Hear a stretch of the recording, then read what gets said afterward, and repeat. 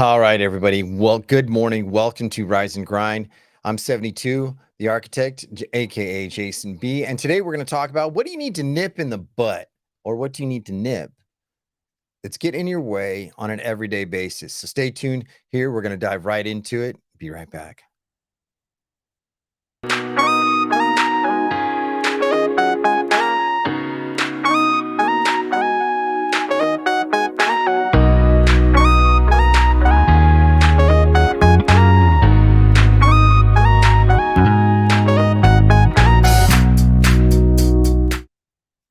Hey, everybody. Good morning. What is it? Today is June 9th, 2023. It's in the morning. I'm here in California, and I was reading something in the Daily Stoic that really inspires many of my shows, and it gets me going, gets me thinking, and I wanted to bring the same question. The question of today was, what do you need to nip in the butt right now? Or what do I need to take care of that's really getting in my way or not helping me succeed? Is it myself? Is it my habits, my beliefs? Is it the way that I start my day? We're going to talk all about that today here on Rise and Grind. So thank you so much for those of you who are tuning in, going to listen, going to be a part of the show, all that great stuff. So when I read this question of the Daily Stoic, it really brought a complex quote from Seneca in his moral letters, and it says 106.2b through 3a. And this comes out of the Daily Stoic. So if you want to follow along on page 175, solving problems early is where we need to be.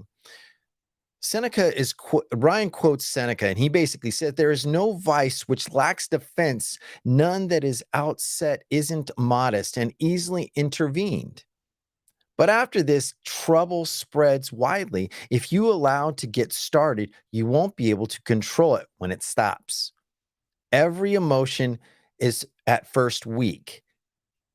Later, it rouses itself and gathers strength as it moves along, and it's easier to slow it down than supplant it.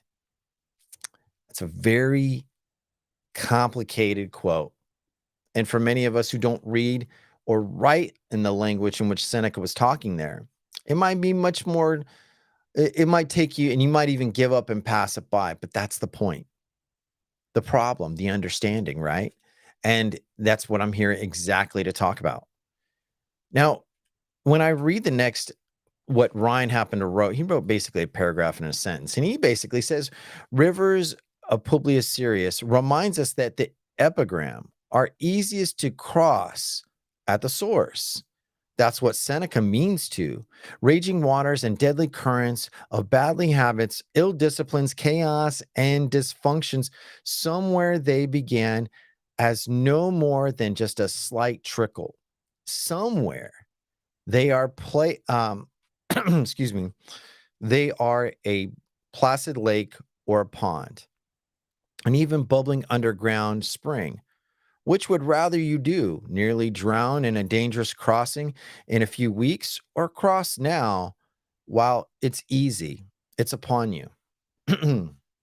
I thought this was, when I read it, and I've read it before, it was mind-blowing, because it's like, well, this really points out we make problems for ourselves many of the times. And I was talking about, yesterday, about the delay, the teamwork, and all that great stuff. And it was very important to look at the four interior empires that Robin Sharman was talking about. Now we're moving on to, now that you are aware of the things that you ought to do, the things that you can do, the things that you can be a part of, to remedy things before they become issues, tells you where you're at. And let's take the best way that many of us understand books. Now, me, I happen to be a reader. And even speaking for myself, one of the most difficult things that I have is getting past the first two chapters or the introduction. And I feel that when I look at those as a reader, if it's not catching me, what am I missing beyond this introduction? And why for such the long introduction, the long explanation, all that great stuff, right? How does it really matter? And instead of anticipating or thinking that it's, oh, this is just not going to be Excuse me, my throat is just clogged today. Mm. Instead of just thinking like this is going to be clogged, and like, oh, it's going to be boring. It's not going to work for me. Da da yada yada. It's like, all right, my emotions are talking me out of difficulty. My mind is literally telling me that this is a decision we need to make. And when we make this decision, let's pay attention to the essential things. And so last night, I bought this book during when was it? Christmas, like the shopping deals. And I bought The Five Rings of Miyamoto Musashi, The Art of Strategy. And this book is age old. I mean, well, at least the translated version is new by David G. Groff. And I've seen David's name before. Maybe I've heard a lecture of his about Musashi. But at first I bought this.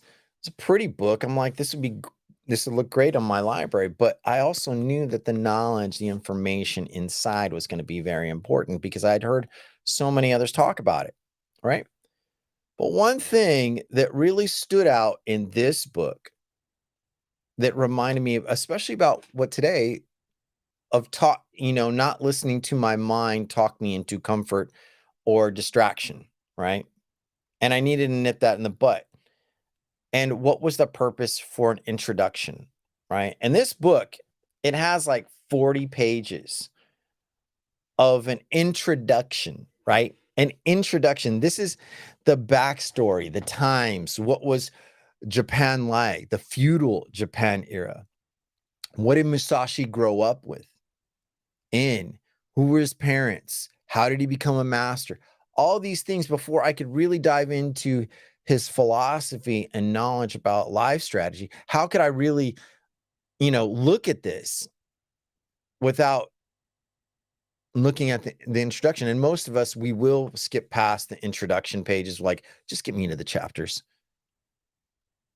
And that tells you a lot. And so when we look at whatever we're approaching, we don't like doing the beginning stages. That's just a fact. I can tell you beyond the shadow of a doubt, no one likes the beginning. No one likes being the apprentice. No one likes being at the beginning of the journey. They just think, well, I just want to get the end of it and be done with it, right? But there's some gold in the beginning.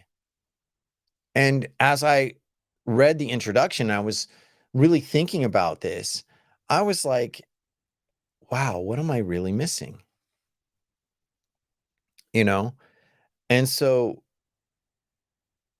I thought about, just like what Ryan was saying, how Seneca was talking about this dysfunctions of our habits and all this other stuff get in the way of our progress, right?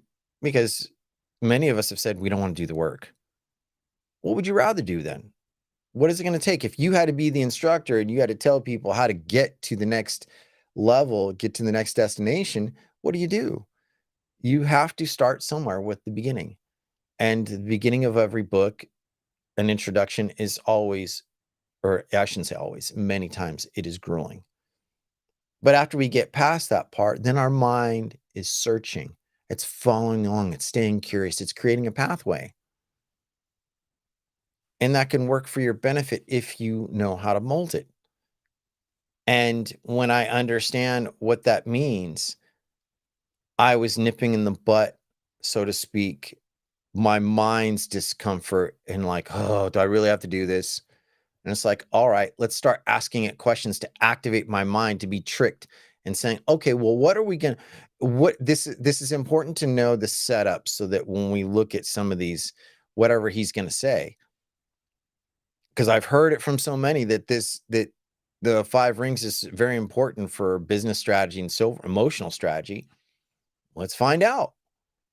And so as I'm reading certain books like The Five Rings, and like I said, I've had this for months and I just started reading it last night. Instead of watching TV, scrolling on my phone, looking at conversations I could be in towards my bedtime, I was like, let's stimulate, let's lay some foundational rocks for my mind in this. And I wanted to be careful about how far I dug in. I just like, okay, let's Let's walk through it slow a little bit. If I fall asleep, no big deal. But at least I'll get some of the work done. And I found out some interesting historical things. I was like, okay, I'm surprised. Now my mind is not so stagnant or let's get out of this. Now I can nip in the butt what was the problem. And no one wants to talk themselves into doing the work. A lot of times we will not say, nope, just got to do it. No, we build that. We know that from experience. We build that from discipline, things that we've learned from discipline earlier in our stages of our lives. And when we have to understand what we have to get rid of before it becomes an issue, like I said, cross in the beginning, take care of the matter before it really gets out of hand, it becomes much more manageable before it becomes so big and overwhelming. And there's plenty of times where situations grow beyond our control, our rationale. All right. Maybe it's not a qualified decision that you need to be active in. Maybe it's a thing that is perfectly adequate for you. You don't know until you start making certain decisions. Okay, I'm going to time this in for what I'm dealing with. And sometimes those things are the best remedies for other things in our lives. I know there's been certain projects I've been working on, and I'm like, I'm so stuck.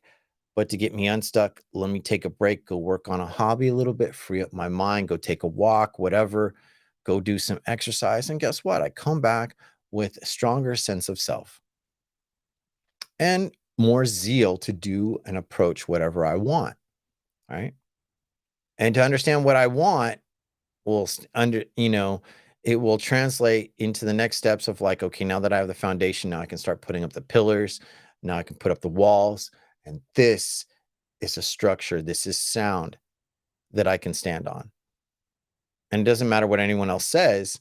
I understand this works for me. So when we look at things to nip in the butt, right? These sometimes splinters in our foot, the little hiccups, it's usually the infections that really take us down. And so when I look at where to cross, what to do, why to do it emotionally, there are some problems that I've been personally struggling with for a long period of time. And even as I reflected this morning, I thought to myself, I was like,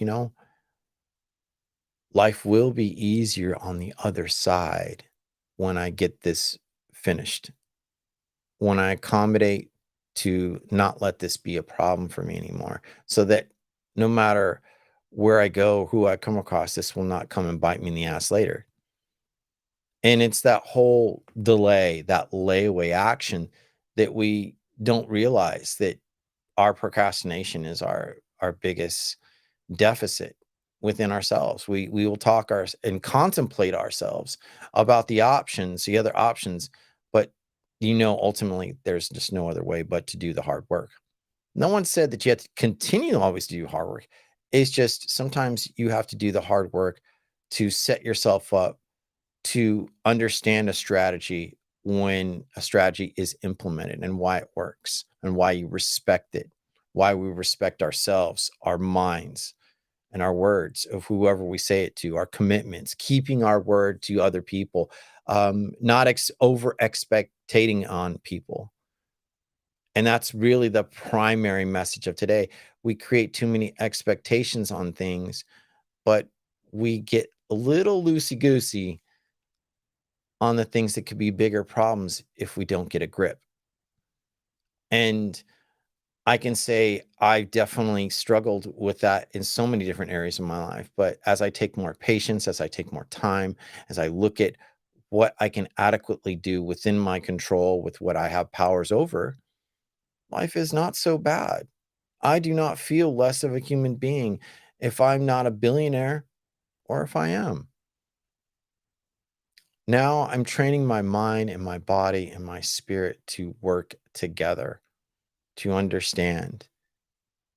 And so when I ask elderly people questions, I appreciate them. And when I talk to younger people than me, I can appreciate their positions.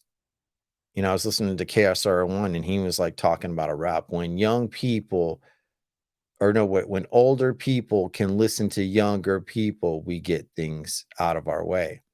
When younger people can listen to older people, we can, you know, get things out of our way and get it to a better place. I'm paraphrasing him, but the point is like if we stop worrying about the identities of where our age or whatever your color or creed or culture, whatever it is, if you can stop letting that be the splinter in your foot that grows to an infection, then what do you have to gain? You have a lot to gain in the long run. You have a lot more assets to you. Just like you ever notice that some people, including myself, who've been argumentative and that's all they do, and they just get in their way. And then you're like, man, they're such a great person. Why? Why would you do that? Why do you sabotage yourself? Trust me, I've gone through this battle and I still continue to go through this battle. But as I look at what is in place, as I look at what can be accomplished now, the obstacle is no longer the problem, but it is the way. Just like in one of my favorite, that was what set me off to follow Ryan Holiday and reimmerse myself in Stoicism, for example. A new twist, a new look, and then makes me want to create works off of their works. I'm not doing and creating a brand new wheel. I'm not creating a new spin. And if I am, then I am. But the thing is, this is where I'm happiest. There's not too many things I truly enjoy. And when I get on the air, when I get to talk about experiences, that brings so much life and reward to me. And when I share it, and some people may say this cliche things, well, if I touch one people, yeah, that's great. That's awesome. I really do create this stuff for me. And I love sharing it with the world. I love being a part of it. I like seeing people flourish. I truly am grateful when I see people flourish. But like so many, procrastination has been my biggest adversary. So what can we take away from this? It's when you nip things in the bud, but whatever. When you look at what you're doing and taking that introduction and getting through it, repeat the beginning process, master it. You ever look at people that are mastery of anything, they make it look so easy. Musicians, artists, they just make it look like it's nothing because they've gotten the discipline down to get through the beginning stages where they move diligently, consistently, without missing a beat, and they keep going and going and going until the next steps, and then the thing is fulfilled. So by doing this and attacking and appreciating that what could be chaotic, not paralyzing. Yeah, it could be crazy a little bit, but you being the steady hand and deliberating like, yeah, it's going to be, yeah, hard, but I've gotten through this before. I built the resilience, I built the strength, and I know what it means to me. So as I understand all these things and I look at my emotionality, I looked at my intelligence, I'm building my intelligence. I'm building myself to become smarter. I wasn't born smart. I'm building that. And I appreciate that. And that's pretty much what we're here to really think about. So this Friday, what are you going to do this weekend is the most commonly asked question. And what I'd like to start doing is when those people ask me, what are you interested in this weekend? What are you interested in? What is it really going to benefit you? What could you nip in the butt? Is there anything I can be of service? And it takes the mindfulness and action instead of like, which option am I really going to choose for the end of the day or the end of the weekend? And am I going to find fulfillment what I'm going to do this weekend? Well, that's the show. Hey, Barbara Ray, good to see you. Let me see if, I'm going to leave a room for Q&A. Barbara, I know you came in a little late, but that's okay. Maybe you heard something that I was talking about And did you want to offer anything contribution before I bring the show to a close? I came in a late. I was just listening. I had not done what I had not got anything about it, but I heard about listening, Mm-hmm. about listening. When most times, what I can say that most times we find ourselves talking and talking and talking. Mm-hmm. Whereas sometimes it's better to be, I think, to lay back and first of all listen to what is going on either in a room or each and everything or in our lives, to listen to somebody, to give that ear and see whether it's a young person or whatever, to see what he's he is airing out, because you never know. We are never perfect, you know. We are never perfect. Even a young kid, you can be blaming a young kid for, let me say, for example, why did you do this? Why did you do this? And all of a sudden, if it is homework, he said, oh, the teacher told us to do this.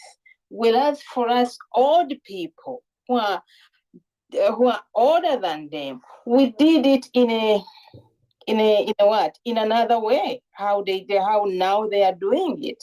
So that's an example of like homework. So most Mm-hmm. of the time we have to lend that ear. We have also to, first of all, to listen. Right. And what you just asked and what you just said when you said about the homework, for example, you're really pointing kind of at the topic of my show. What could you have done to nip in the butt so you don't have this problem? Your homework is your educator. It is really your this is the weirdest thing about the education system in this world. There is more homework assigned than instruction. And so now we're in a world where it puts the teacher on the wall. Do we need you? And we, of course, we need instructors, we need mentors, we need teachers. But it's like if the homework outweighs the instruction, then what was the purpose of the homework? What did the child or the person gain, if anything? So when we ask and we're cross-examining questions in our children or ourselves or anyone for that matter, when we look at this, it's like we're asking, well, did you possibly think about nipping this in the butt before it became a problem for yourself? Did you think about maybe taking care of your body a little bit more? Maybe what about did you eat? Did you get a good night's sleep? Oh, you didn't. Okay, well, what were you doing? Oh man, and then it becomes a defensive battle. It's like, well, I was doing this and that's where I would have to say the lines of bullshit start to develop. It's no longer about what's the benefit for the person. It's more like, I don't want to be called out and reasoned with. And so when we look at tools of listening, did you listen for comprehension so that you can make a better choice for yourself? So we're not in this position. I remember not too long ago, my daughter had this mission assignment, right? And she waited till like the last week. She had a month and a half, and every kid in the 6th grade gets this project. And I knew about it was coming, and I asked, I said, "Where are you at?" Well, what ended up happening was is her mom does the whole project for her. So she won't get a bad grade. And I'm like, "Why did you do that?" If she was too busy playing on her phone, was it my job to have to constantly be on her butt to nip it in the butt? No, and that's not necessarily. But I can be assistance, I can be a reminder, but like, hey, if you fail, you fail. And I think that's where we have to really look at life is that in the beginning we have all these opportunities to address certain things. But what is the priority? Our stress, I need to get to a point I can relax today. Or do I need to get to a point where I alleviate what's plaguing me, the splinter, the thorn in my whatever rear or foot, or whatever it is? Can I alleviate the pressure? Alleviate, say, like, you've gained weight. I don't want to always be in that position where I can't get to sleep because I weigh so much. Well, if you look at what you eat and you do something every day and then you walk every day, slowly but surely, just like James Clear talks about in his Atomic Habits, that consistency and that progression leads to the condition being remedied. But see, we will contemplate and negotiate the priority, you know, and not really just nipping it in the butt for what it is. And taking away that child's defense, like, look, I'd like to hear your reasons, but I want you to see the benefit for your reasons of your own reason choice, not mine. I can tell you that you did bad. Fine. Now what do you feel like crap, right? Now what? It's not going to remedy your failing grade. So your failing grade, that feeling is a reminder to you, this is your lesson, not mine. I went through those lessons. I'd like to see you do better. And that's where we are. We want to put things like, here, just give me the lifeboat. No, you don't deserve to get on the lifeboat yet. You've got a life jacket. You've got a boat underneath your armpit. You need to pull that cord and do your own damn lifeboat because you have that ability. But we feel what I heard in another guy's show I was on this morning, and he was talking about, that feeling to be special or motivated. And when we look at the motivation, it's really, that's just a distraction. You know what needs to be done, but you wait to cross it at the worst possible point. So, yeah. Good morning, Alton. Good to see you. I know you walked in late and I'm getting ready to close out the show. Any thoughts on from the point that you walked in on what I've mentioned? Anything that strikes your attention out of curiosity? Yes, sir. Good morning. Good morning. I hope everyone is doing well. I'm sitting here listening to what you were saying about nipping it inside the bud. Um, I I was listening to a motivation speech this morning by Les Brown, and he was saying that a lot of people is afraid to take opportunities or take a step because they're afraid that they're going to fail. But failure is just a opportunity to show you that you can learn from your mistakes and only from your mistakes, but also things that you need to improve on. That even though you may be good at it, but then again, you can become stronger at it.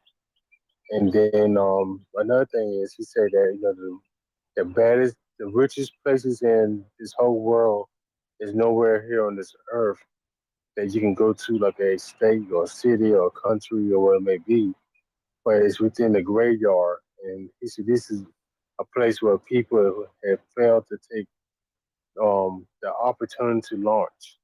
Mm-hmm. In Right. normal terms, we call that failure to launch, and that's something that I talk about a lot with my oldest son. Like, hey, I know you're 23 and everything, but hey, I know you say you don't want to go to school, but then again, I know you want to do music, but then again, what you're doing to help you to achieve that goal. I know that you got music out there, but the thing is, still, you got to do more stuff. If you want to get yourself heard, put yourself on some producers or artists or who it may be to help you tighten up your skills. And when I tell him these things, I tell him straight up, like, hey, I know I don't have everything myself, but I'm striving towards the goals that I need to get to. That if I do fail, or if I fall, or if I don't do succeed the first year around, like this is my first year in business. I have not launched like it's supposed to be, but I'm still at it, and I'm learning each day. Hey, what can I do to tighten up here and there? Again, get around other people to help my skills to improve. So you know, if you can't nip it in the bud yourself, Get around people that can hold you accountable. That basically they can point out, like you said, that thorn that you Mhm. cannot see, but you can feel it. I, And I I then, agree with a lot of that. I do. I like that. yes, sir. And I just want to say maybe some encouragement for you is like do this. My prescription. Go to your son and just say, "All right, so you know more than likely that what's going to come next. And if I were not here and you had no backup plan, what would you be doing differently than you're doing now?" And those are your answers. I think that, especially at 23 and young men, um, like some men will say, well, we're coddling them too much and we're giving them way too much leeway. But I'm like, no, it's a perfect opportunity of their resilience to be formed and forged and their own strength to be developed. Because it's like when you first start working out, man, who likes going to the gym? I don't. I don't like those aches and pains. That clanging of the iron does not turn me on. Does not get me going. But I know after time, if I don't do this, somebody else stronger, faster, younger, whatever, smarter is going to come along and they're going to have, and I'm going to be sitting there and saying, man, I wish I should have done that. That whole shoulda conversation is like a poison dart that once it hits you, it swells and it gets infected and all the tissue metaphorically gets eaten up. And it takes a long time to remedy. And if you don't dig it out right, and you don't clean out that wound, it will consume the whole body. And so my prescription is like, all right, I'm glad that we're in this place. And this is a wonderful opportunity to learn. And you're not going to like it. You're not going to love it, but it will help you in your journey. And I'm proud of you. But here's the thing: no backup, no reminders. You will be seeking for the teacher. I am a teacher, but I will not be seeking you. And be done with it. Like, look, oh, but you had the comfort. You didn't want to listen when they try to wait a minute, no. It's all right. This is a great time. And it's going to be the greatest molder and teacher. And this goes for any of us, really. It goes for any age, whatever. And I like Les Brown a lot because he does hit home with a lot of things. I've listened to so many of his lectures, hours. And yeah, him and Tony Evans, they speak the same dialogue. And Tony Evans happened to be the former chaplain for the Dallas Cowboys for a lot of years. I mean, he's a big pastor out of Dallas, Texas. And the thing is to help these young men. It doesn't mean that we're going to be cruel about it, just drop everything, but it's just like, no, I'm releasing some of the assistance you refuted to not take action. So it's okay. It's my choice. I've earned. I get. You will get when you desire. And guess what? And when you don't, and it's like, you're either gonna try to swim or you're gonna sink, and I don't wanna see you sink, but, you know, here's your journey, and the best way to explain it, especially to the folks of you who are Christian, just go revisit the prodigal son. One of the greatest lessons out there. I'm not a practicing Christian. I do not claim the Christianity anymore, but I am a believer in God, and I do believe in the teachings that I can use in life lessons. But the prodigal son, you know, let's just talk about that for a second. He decided he was good enough to wander and go like do whatever he wanted. And then when his wealth was evaporated, what did he end up doing? Eating in a pig trough. And his dad's like, oh, I let you be who you wanted to be. I gave you every opportunity and you squandered it. And the man came back humbled. It's like, what can I learn? So, like in those lessons, we don't appreciate the teacher until we're in peril, or the teacher helped us remind us that we have the internal strength the level to discern, to decide what needs to be decided next, what is really a priority. So just like when you guys weren't here, I was talking, just like there are many people that have problems reading books. They'll give excuses. I have ADD, I have ADHD, I don't have the time, I don't have the presence, I don't have all this, blah, blah, blah, blah, blah, blah, blah, blah, blah. And all I hear is, yeah, whatever, man. I just can't do this. My little kid said, if I need to go be doing this, and if I do this other thing, blah, blah, blah, blah, blah. And then you know what? You know what really happens? Welcome, little child. Welcome to my world. And the reality hits, and they're like, wait, rescue me. And I'm like, but I gave you every opportunity and you didn't take advantage. And now the lesson needs to be taught through your sacrifice. And so when you're in the place of being a father or a mentor or whatever it is, you will not take this lightly, and you will do your best to encourage those around you to do better than you had, if at all possible. But you will also be that same tool that taught you. I think it's a very, very important thing nowadays. See, I think that in our era right now, we're too busy trying to convince instead of being convinced. And then people say, well, I'm convicted. I've done this. I've done the victim mode. I'm not that smart. I'm not that great looking. I got all these compromises, contrasts, contradictions, and it doesn't do shit. It really doesn't do you a damn bit of good. Because I tell the people all the time, even my closest friends, don't describe yourself even sarcastically negative to me. Any of my friends will tell you this. I really don't do that to me. Why do I do that to them? And they never, ever realize how much I really respect out of them. But if they keep doing, my respect is lost. And guess what? My attention is no longer pedaled to their way. They are ushered out in being polite. There's the door. Thank you very much. Shut the door. Have a nice day. I'm refocused on where my journey's at. But that's really the important basis of the lesson of today is, what do you need to nip in the butt that will carry you a lot further?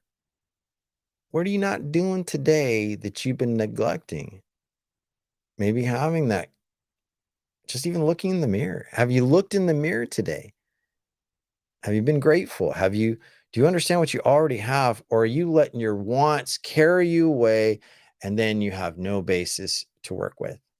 So, Julie, I know you came in late. Welcome in. And Ginger, good to see you also. Welcome into Rise and Grind.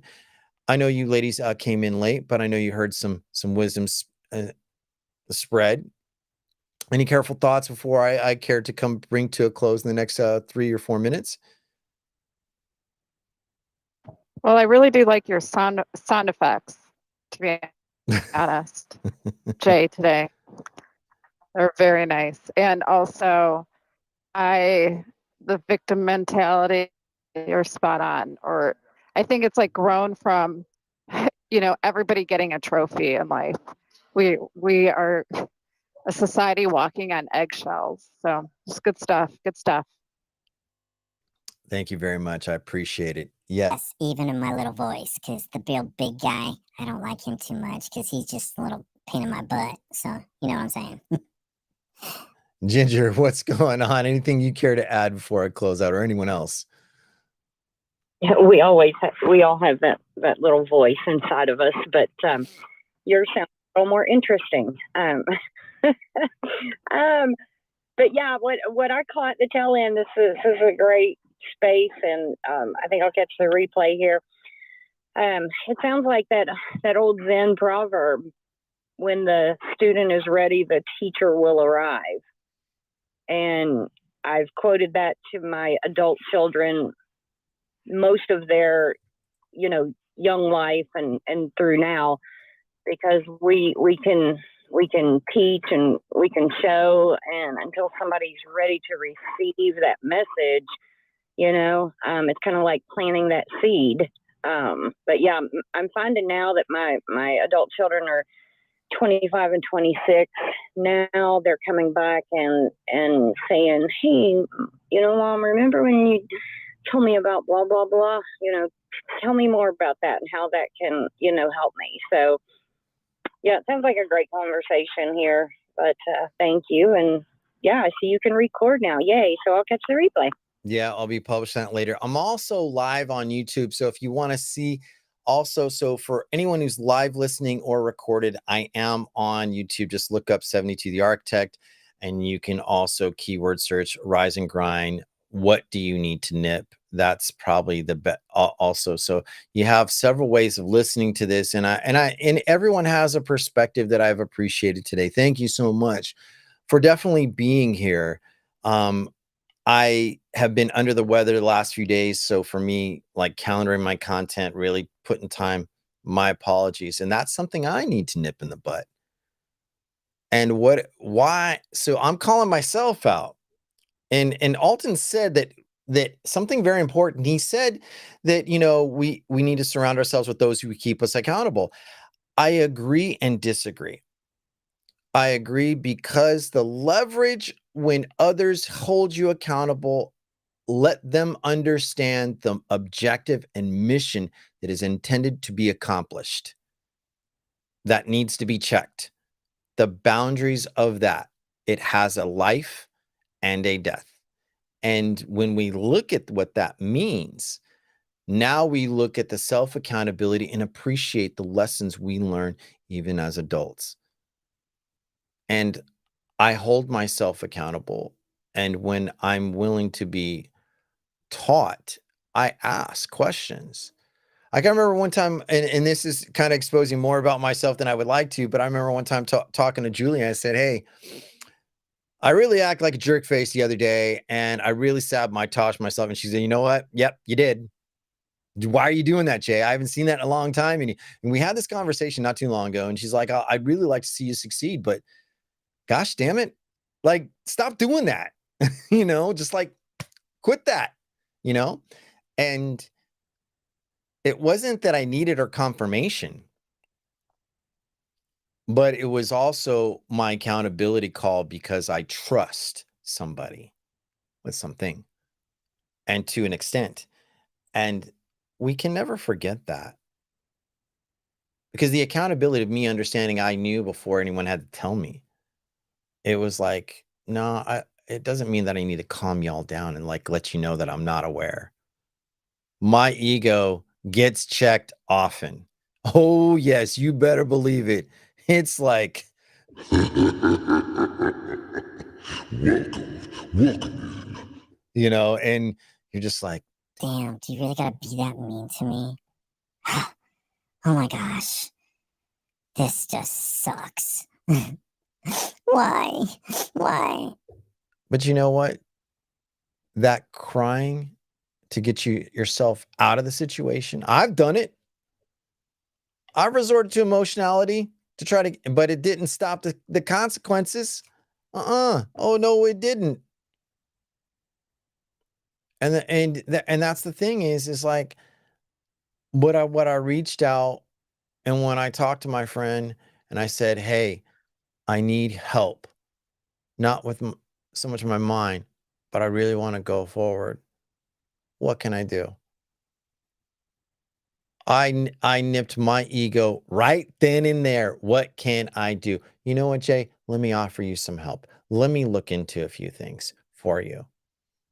Small bits of assistance, not solving the problem, but at least it gave me the inertia and the momentum to go forward.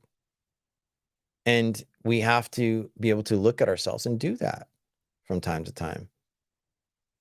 And when you can recognize that you have a good collective of people that talks about Alton's, accountability, it's not so much, it's more than accountability. It's the nurturing of your soul. Because if you look at farmers, one farmer doesn't bring in a harvest. You ever seen a field of strawberries, how many people it takes to pick them things? It's a series of people. And not just the pickers. It's the people that are handling those boxes, washing their fruits, sorting out. You're going to need a series of things. Go back to my quote, everyone's self-interest. You're not self-made, but you are community built.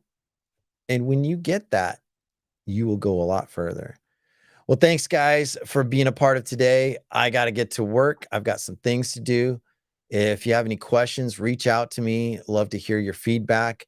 But yeah, definitely. And don't forget, for those of you on Breakout or on YouTube, for my listeners and followers, subscribers, you can download the app, the Breakout Audio app. Just go to your app store, look out Breakout Social Audio, and you can find that. It's a fairly new platform. You can use this for socialization. You can find great content creators, subject matters, just like all other platforms pretty much offer now.